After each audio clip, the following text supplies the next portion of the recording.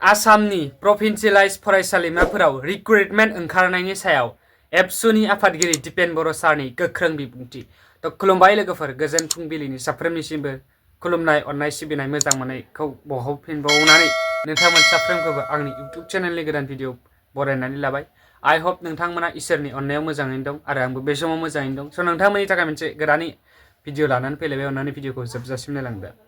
थ' भिडिअखौ शेयार खालामनानै हो जाहाथे बयबो बर' रायजो राजाफ्रानो नुसारो आरो जायफ्रा चेनेलाव दिनैसो फार्स्ट टाइम भिजिट खालामदों चेनेलखौ साबस्क्राइब आरो भिडिअखौ लाइक खालामनानै फैबाय थानाय समाव भिडिअ बानायनो थुलुंगा लांगोन होननानै मिजिंथिदों आरो भिडिअखौ फुल नायजोब, बेनि उनाव कमेन्ट हरनो दाबाव।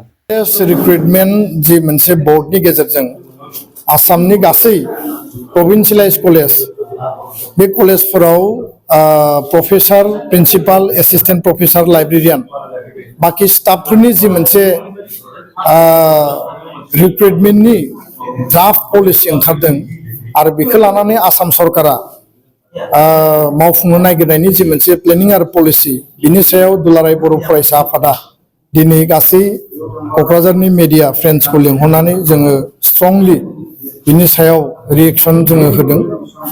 बाथ्राया जाहैबाय जे नर्मेल जा जि पलिसि दङ प्रिन्सिपाल, प्रफेसार, एसिस्टेन्ट प्रफेसारनि रिक्रुटमेन्टनि बेलायाव जे गभर्निं बडि आरो जिखिनि नमिनिफोर थायो, जेफोर एक्सपार्ट थायो, बे एक्सपार्टफोरखौ लानानै कलेज रिक्रुटमेन्टनि इन्टारभिउ जायो आरो बेबायदिनो गासै एपइन्टमेन्टनि प्रक्रिया जायो, जेराव लकेल इन्ट्रेस्टबो थायो आरो मेरिट इन्ट्रेस्टनि बाथ्रा फैयो। गासैखौबो नायनानै गभर्निं बडिया बे खामानिफोरखौ मावो।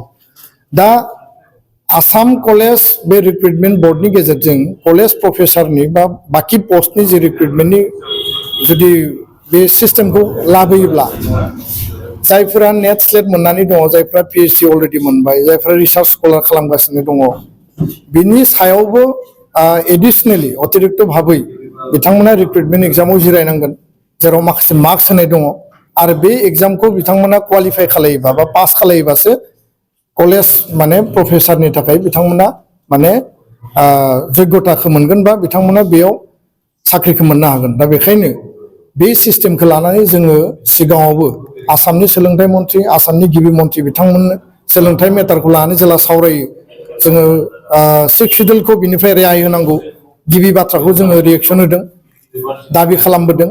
नैथियाव जाहैबाय जे बे जि पलिसि, बे पलिसिखौनो कमप्लिटलि ड्रप खालामनानै बेखौ रिभिउ खालामनानै सिगाङाव जेरै दङमोन बे एखे पलिसिखौनो लाखिफिननांगौ होननानै जोङो दिनै दाबि दैखांदों, आसाम सरकारनिसिम जोङो खावलायदों।